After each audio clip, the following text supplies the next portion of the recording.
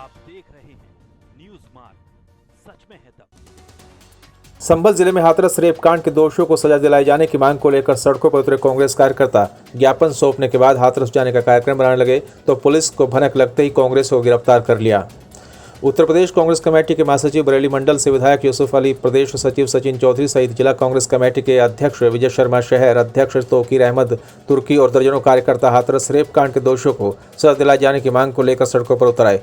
कांग्रेसियों ने एसडीएम कार्यालय पहुंचकर एसडीएम को ज्ञापन सौंपा। इसके बाद कांग्रेसी हाथरस जाने के लिए काफिला लेकर निकल पड़े। सी अरुण कुमार, एसडीएम दीपेंद्र सिंह यादव और सेकंड कोतवाली प्रभारी कुलदीप कुमार ने पुलिस बल के साथ कांग्रेसियों को चौराहे पर भी रोक लिया।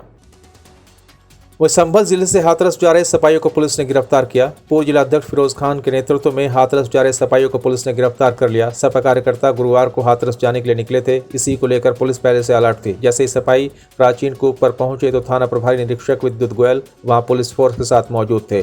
पुलिस फोर्स ने उन्हें रोका लेकिन सपाई नहीं माने और जाने के लिए जिद करने लगे। सूचना पर सीओ अरुण कुमार पहुंचे, सपाइयों को समझाने की कोशिश की। इस पर पुलिस ने उन्हें गिरफ्तार कर लिया।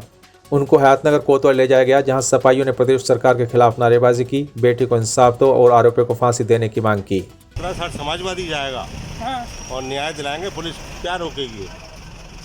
अच्छा, क्या पुलिस आपको गिरफ्तार करके यहाँ लाई है? ले आए पुलिस, गिरफ्तार करके ले आई तो क्या दिक्कत है हमें? समाजवादी तो कभी जेल जाने से डरे और समाजवादी जब जेल गए उससे अगला जनता ने चांस समाजवादी को दिया। अखिलेश यादव जी मुख्यमंत्री बनेंगे प्रदेश के।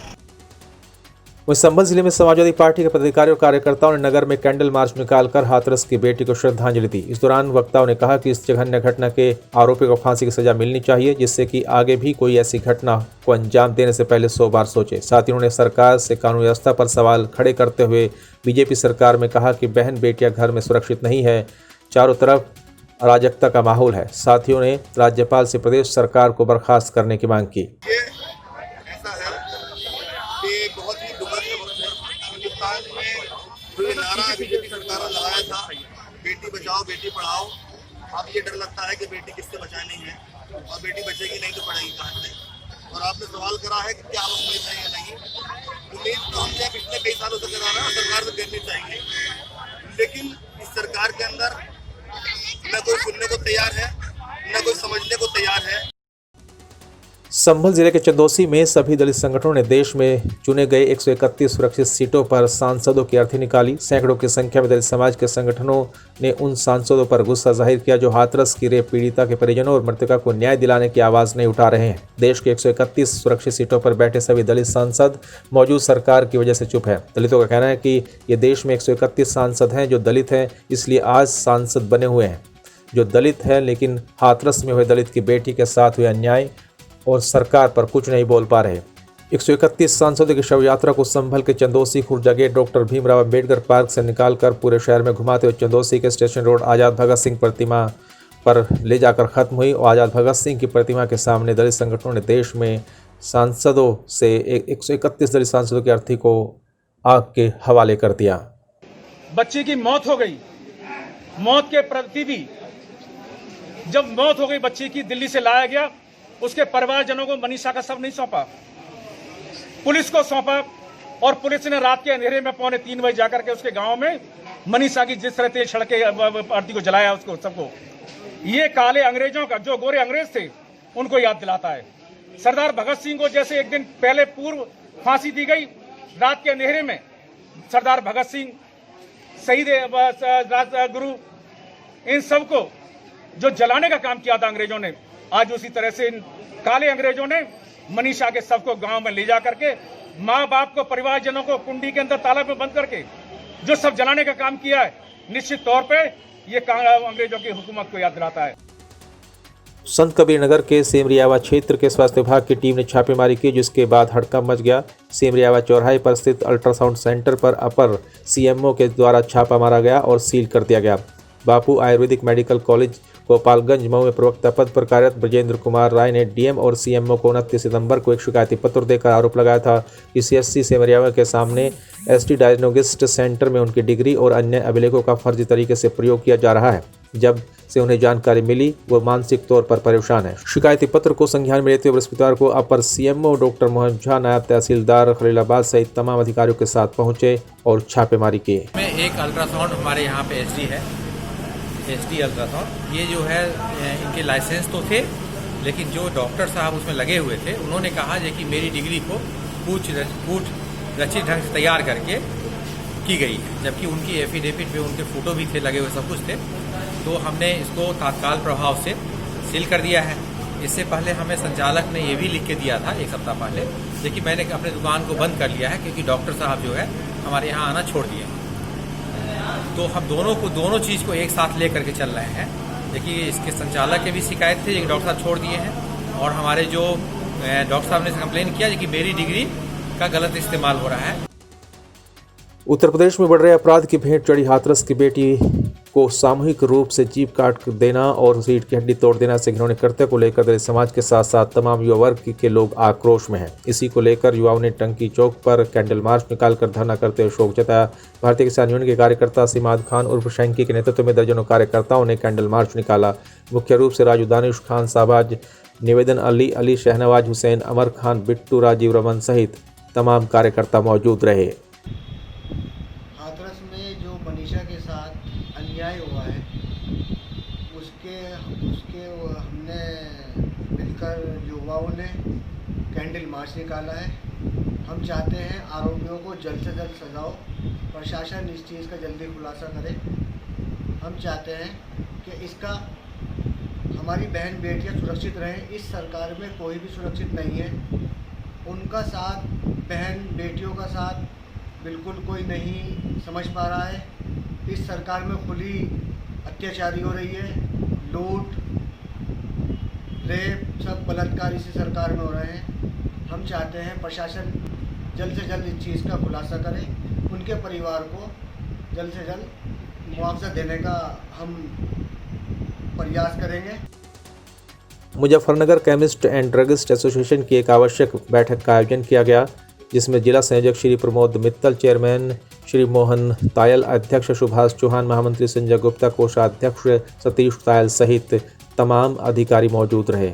वहीं अनिल त्यागी को जिम्मेदारी सौंपी गई। इस मौके पर उपस्थित सभी पदाधिकारियों ने संगठन हित में तन मन धन से पूर्ण सहयोग देते हुए केमिस्ट हित में काम करने की प्रतिज्ञा ली। एक्चुअली 3 साल का कार्यकाल पूरा हो गया था पिछले महीने, तो आज नई कार्यकारिणी हमने घोषणा की है।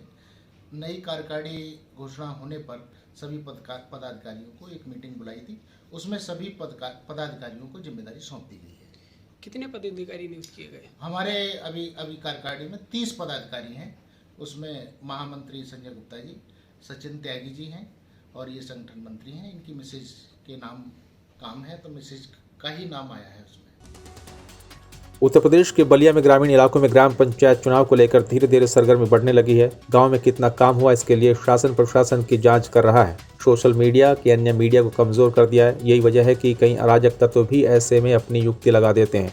25 सितंबर को ठीक उसी तरह का मामला बलिया के चिल्हकर ब्लॉक में हुआ। आरोप है कि कुछ अराजक तत्वों ने गांव में कमियां दिखाकर ग्राम प्रधान सहित कर्मचारियों तक पहुंच जाते। हाथ में पट्टी बांधे ये प्रधान प्रतिनिधि है। इनके साथ में चोट नहीं बल्कि कर्मचारियों के साथ विवाद बढ़ने पर प्रधान प्रतिनिधि समझाने के लिए पहुंचे तो दबंग किस्म के शख्स ने बातों में उनकी उंगली दांत से ही गाजर की तरह काट डाली। हालांकि उन्हें पता नहीं था कि उनकी उंगली कट चुकी है। अस्पताल जाने के बाद ही पता चला। इसके बाद फिर आकर देखा तो कटी उंगली में चींटियां लगी हुई है। प्रधान प्रतिनिधि के अनुसार 2 लोगों को नामजद तहरीर दी गई है, जिनमें एक को गिरफ्तार कर पुलिस ने जेल भेज दिया है और दूसरा फरार चल रहा है। मीटिंग इस संबंध में है कि दिनांक 25/9/2020 को ब्लॉक परिसर में ही हमारे प्रधान प्रतिनिधि सुधीर सिंह के ऊपर कातिलाना हमला किया गया। अवैध तत्वों द्वारा कातिलाना हमला किया गया, जबकि प्रधान जी कुछ भी नहीं बोल रहे थे। मतलब वो कर्मचारियों से उलझे हुए थे। अवैध तत्व इस तरह का आए दिन वो करते रहते हैं।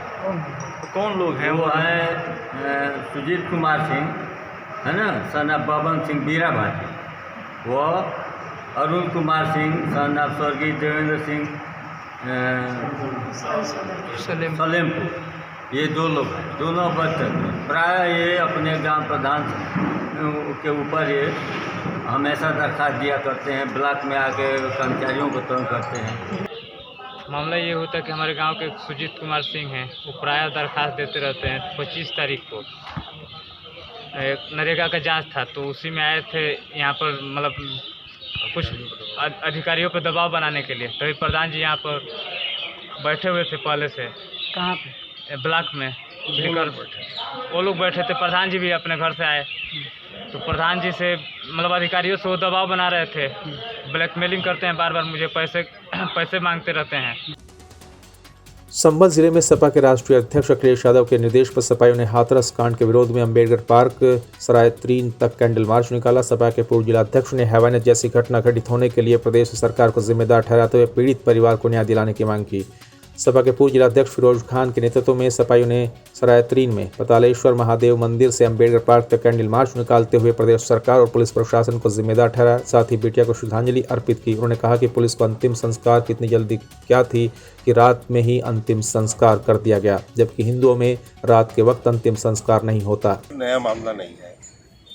2017 के बाद में जिस तरीके से हाथरस की मनीषा की दर्दनाक बलात्कार के बाद हत्या की गई है, और जिस तरीके से अन्य प्रांतों में हत्या प्रदेश के नाम से उत्तर प्रदेश को जाना जा रहा है, तो मैं समझता हूं कि 2022 तक जब भाजपा का अंत होगा, तो हत्या प्रदेश का नाम मिटाने के लिए समाजवादी लोगों को बड़ी मेहनत करनी पड़ेगी, क्योंकि बदनामी इतनी हो चुकी है पूरे हिंदुस्तान में, ख़ास तौर से उत्तर प्रदेश की। हिंदुस्तान में कोई प्रांत सुरक्षित तो नहीं है, लेकिन मैं ये मानता हूँ कि उत्तर प्रदेश के लिए हमको बहुत सी चीज़ों से धोने के लिए, पाक करने के लिए उत्तर प्रदेश को बहुत काम करने पड़ेंगे समाजवादी लोगों को। जिस तरीके से मनीषा की हत्या हुई है, इस तरीके से कितनी करोड़ों लाखों बेटियां, कुछ तो चीज़ें सामने ही नहीं लाई भारतीय जनता पार्टी। मिर्जापुर में कोरोना काल में सबकी मदद और वित्तविहीन शिक्षकों की उपेक्षा से मातहत उत्तर प्रदेश माध्यमिक शिक्षा संघ ने संयुक्त शिक्षा निदेशक कार्यालय पर 24 घंटे का उपवास आरंभ कर दिया। उपवास में प्रदेश के अध्यक्ष चीत नारायण सिंह शामिल हुए। उन्होंने कहा कि प्रदेश के 18 मंडलों पर उपवास किया जा रहा है। प्रदेश और केंद्र सरकार के द्वारा कोई मदद नहीं की गई तो 2 से 9 नवंबर तक क्रमिक उपवास किया जाएगा। इसके बाद बात न सुने जाने पर सड़कों पर आंदोलन के साथ ही जेल भरो अभियान भी चलाया जाएगा। उत्तर प्रदेश माध्यमिक शिक्षक संघ कोरोना काल में देश और प्रदेश के अंदर जो भी अपने दैनिक पारिश्रमिक से विरत हुआ, वंचित हुआ, उसे लिया के प्रदेश में रख करके कुछ न कुछ आर्थिक सहायता देकर उसके जीवन को चलाने का कार्य किया। किसानों को अग्रिम रुपया 2000 रुपया उसके पैकेट में दिया कि उसकी खेती बाड़ी चले, पेंशन को अग्रिम रूप में दिया, राशन अग्रिम रूप में दिया, सिलेंडर अग्रिम रूप में दिया। लेकिन हमारे निजी शिक्षण संस्थान जो बेसिक से माध्यमिक और उच्च शिक्षा तक चलते हैं, जो केवल शुल्क पर चलते हैं लड़कों के, उनके कोरोना काल में अप्रैल से शुल्क से वंचित होने के कारण उनका जो भी पारिश्रमिक निजी संस्थान के प्रबंधन देता था उसने देना बंद कर दिया। सरकार एक आदेश निकाल के कि जिसको जो मिलता रहा है वो दिया जाए, बस खाली हो गई। हम लोग बहुत लिखे पढ़े, मुख्यमंत्री को भी पत्रक दिया, कलेक्टर के माध्यम से भी दिया, लेकिन मुख्यमंत्री जी और उनकी सरकार एक पैसा भी राहत इन वित्तविहीन विद्यालयों में, स्ववित्त पोषित विद्यालयों में काम करने वाले, निजी शिक्षण संस्थानों में काम करने वाले शिक्षक कर्मचारियों को आज तक नहीं दिया।